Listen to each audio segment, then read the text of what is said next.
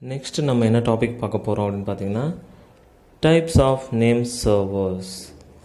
There are three types of name servers which control the entire domain name system.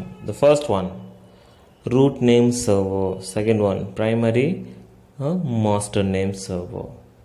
Secondary, slave name server. Content like that இப்படி தான் இருக்கும். Okay, zone and domains.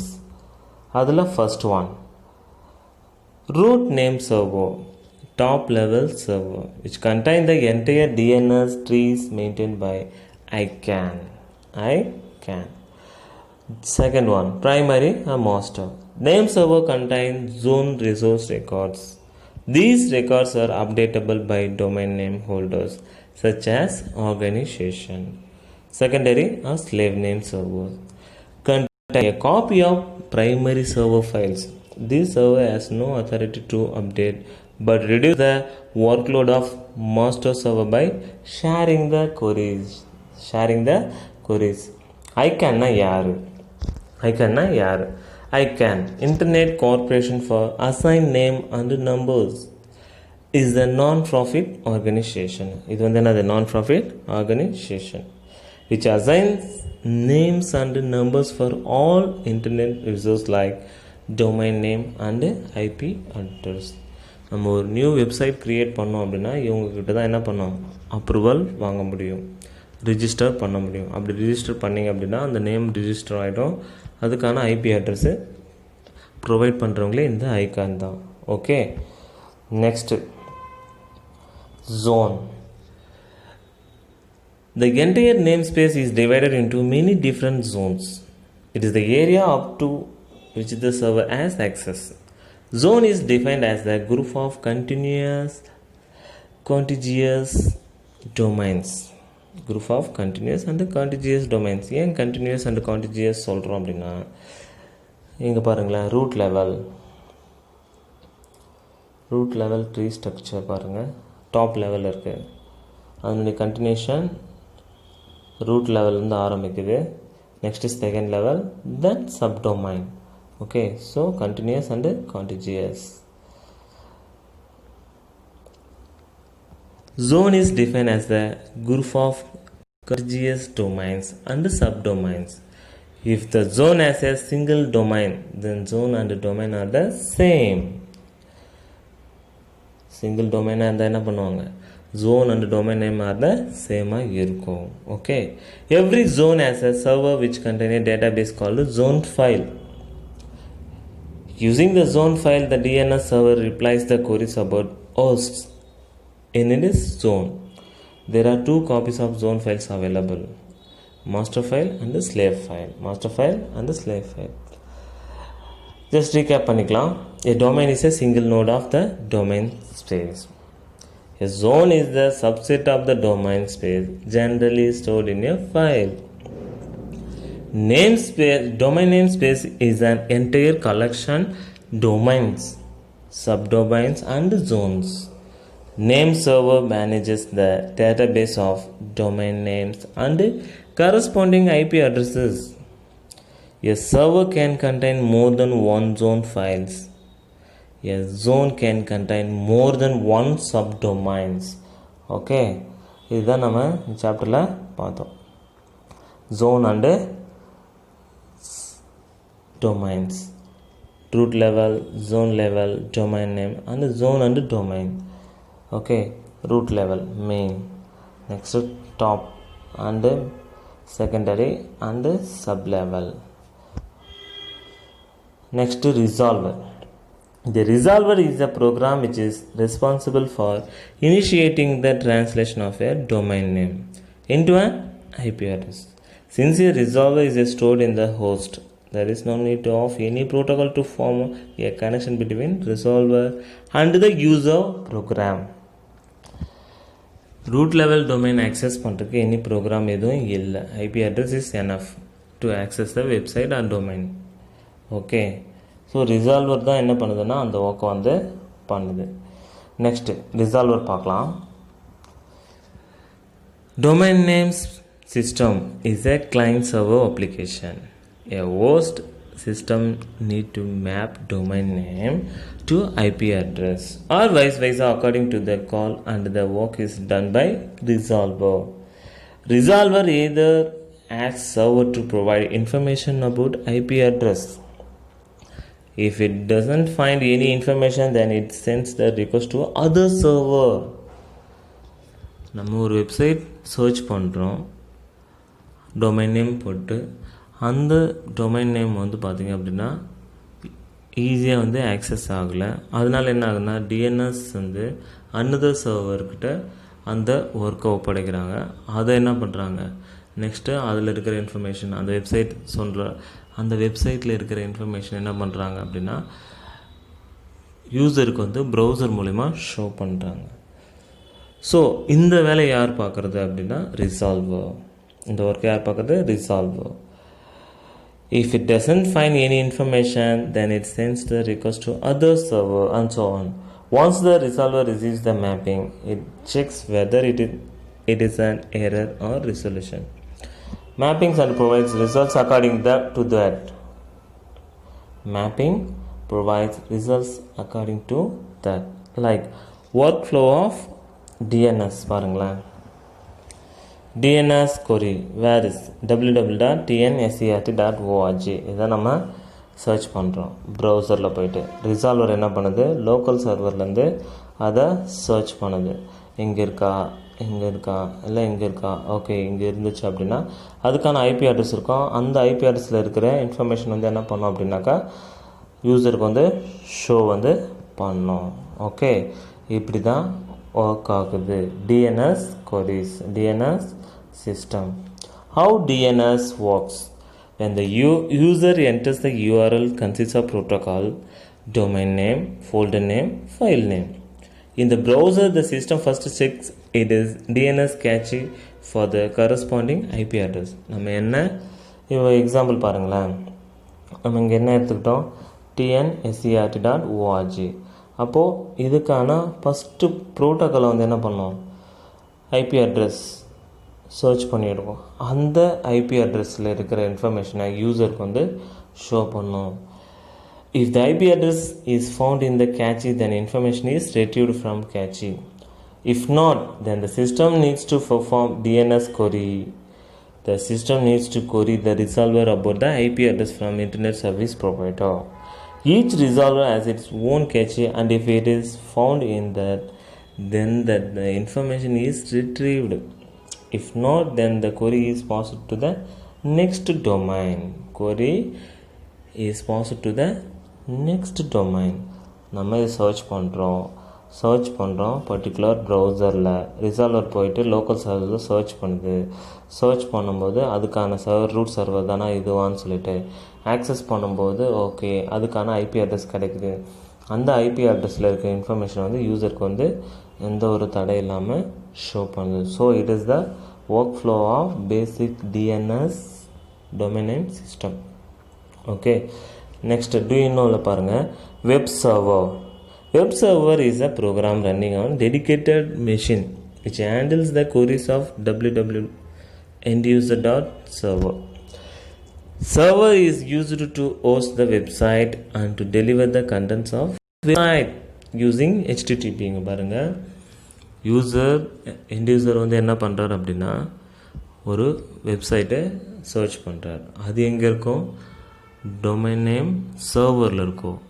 அந்த domain name சர்வர்லேருந்து சிஸ்டம்க்கு அது forward பண்ணும். அங்கேருந்து யூஆர்லேருந்து ஹெச்டிடிபிக்கு வரும். ஹெச்டிடிபிலேருந்து தான் என்ன பண்ணும் அப்படின்னா ப்ரௌசர் கண்டென்ட் வந்து யூசருக்கு வந்து ஷோ பண்ணுவாங்க.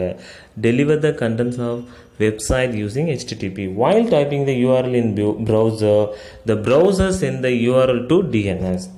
After getting an IP address from DNS, it sends the request to the web server with the IP address. Now the content of website appear on browser.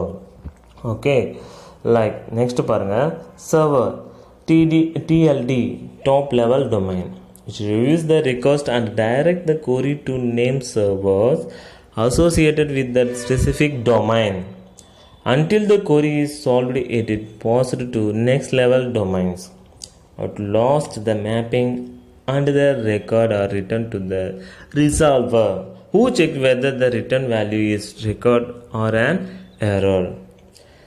Then the resolver return the records back to the computer browser, which is then viewed by the user.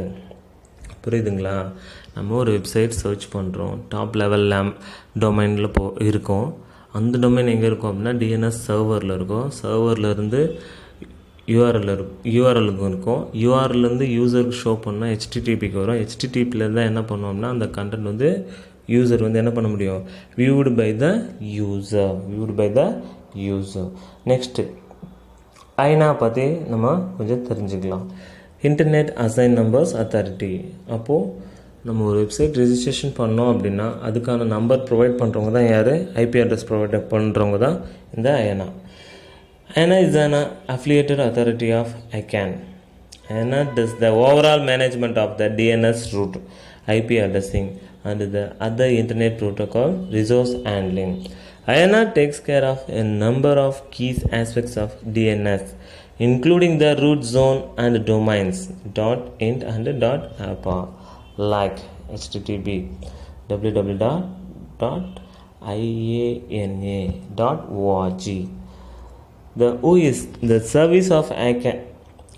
It is free, publicly available directory containing the details of registered domain name and their owners, registrants. ஓகேங்களா? Website domain name registration பண்ணுறவங்க அவங்களுக்கான IP address number provide பண்ணுறவங்க தான் இந்த eigen and ஐஎன்ஆ.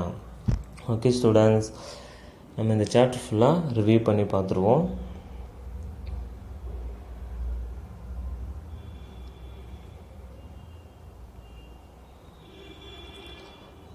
domain name system introduction பார்த்தோம். websites were accessed through the IP address. ஓகேவா? அப்போ அந்த ஐபி அட்ரஸ் மூலமா நமக்கு என்ன பண்ணுறாங்க அப்படின்னா இன்ஃபர்மேஷன் கண்டென்ட்ஸ் வந்து ப்ரொவைட் பண்ணுறாங்க. அப்படி ப்ரொவைட் பண்ணும்போது ஐபி அட்ரஸில் வெர்ஷன்ஸ் இருக்குது. அந்த versions IP version 4 and 6. Domain name system பார்த்திங்க அப்படின்னா user understandable form, tnschools.gov.in user understandable form. Machine friendly numbers பார்த்திங்கன்னா அதற்கு அந்த வெப்சைட்டுக்கான நம்பர் தான் இந்த 35.173.69.207. ஓகேங்களா? அப்போது ஒவ்வொரு டொமைன் நேமுக்கும் ஒரு ஐபி அட்ரஸ் இருக்கும். அந்த ஐபி அட்ரஸ் ப்ரொவைட் பண்ணுறவங்க தான் ICANN and IANA. God of the internet யாருன்னு பார்த்தீங்க அப்படின்னா Paul V Mockapetris together with Jon Postel. IP version 4 32-bit லெவலில் பார்த்தீங்கன்னா பில்லியன்ஸ் ஆஃப் வெப்சைட்ஸ் வந்து இருக்கும். ட்ரில்லியன்ஸ் ஆஃப் வெப்சைட்ஸ் வந்து பார்த்தீங்க அப்படின்னா ஐபி வெர்ஷன் 6 இருக்கும். அதை வந்து ரெஃபரன்ஸ் பண்ணுறாங்க பைனரி நோட்டேஷனில் ஒன்று டாட்டட் டெசிமல் நோட்டேஷன் ஃபார்மேட்டில். ஓகேவா? Binary notation, dotted decimal notation. Next பார்த்தீங்கன்னா ஐபி அட்ரஸ் வந்து இப்படி தான் இருக்கும். ஐபி அட்ரஸ் வெர்ஷன் 6 பார்த்திங்கன்னா 4 பார்ட்ஸாக ஸ்ப்ளிட் பண்ணியிருப்பாங்க 64-bit லெவலில். அந்த நம்பர்ஸ் எப்படி ஸ்பெசிஃபை பண்ணுறாங்கன்னா 0 to 9, after that A to F hierarchical ஃபார்மேட்டில் அண்ட் ஹெக்ஸாடெசிமல் ஃபார்மேட்டில் என்ன நம்பர்ஸ் வந்து இருக்கும். நம்ம சர்ச் பண்ணுற வெப்சைட் டொமைன் நேம்ஸ் வந்து பார்த்திங்க அப்படின்னா சர்வர்லேருந்து கொண்டு வந்து கொடுக்குற ஒர்க்கு தான் யார் பண்ணுவாங்கன்னா இந்த யூஆர்எலோட main purpose of works. URL is the address of document on the internet.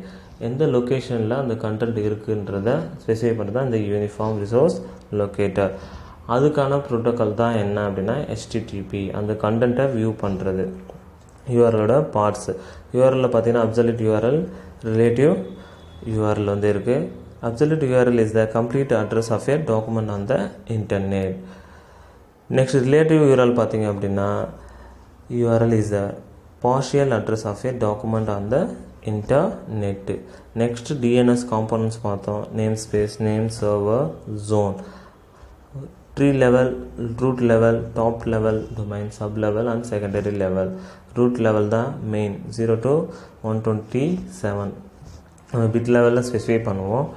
அதை பார்த்திங்க அப்படின்னா கேட்டகரைஸ் பண்ணியிருக்காங்க. Arbaugh, com, education, organization, advertisement அந்த மாதிரி சொல்லிட்டு. ஓகே. அப்புறம் country level domain. Top domain வந்து பார்த்திங்க அப்படின்னா ரூட் லெவலில் ஸ்பெசிஃபை பண்ணுறாங்க. டொமைன் நேம் அண்டு லேபிள், ஒவ்வொன்றுத்துக்கும் லேபிள் இருக்குது. Separating each label by dot. Next name பார்த்திங்க அப்படின்னா ரூல்ஸ் இருக்குது. டொமைன் நேம் டிக்ளரேஷன் பண்ணுறதுல ரூல்ஸ் இருக்குது. ஆல்ஃபாபெட்ஸாக இருக்கணும், நம்பர்ஸ் வரக்கூடாது, ஸ்பெஷல் கேரக்டர்ஸு ஃபஸ்ட்லேயே இருக்கக்கூடாது, ஸ்பேசஸ் வந்து not allowed. Okay, root level domain பார்த்திங்க அப்படின்னா இப்படி தான் இருக்கும். Tree structure, root level, top level domain, second level and sub domains.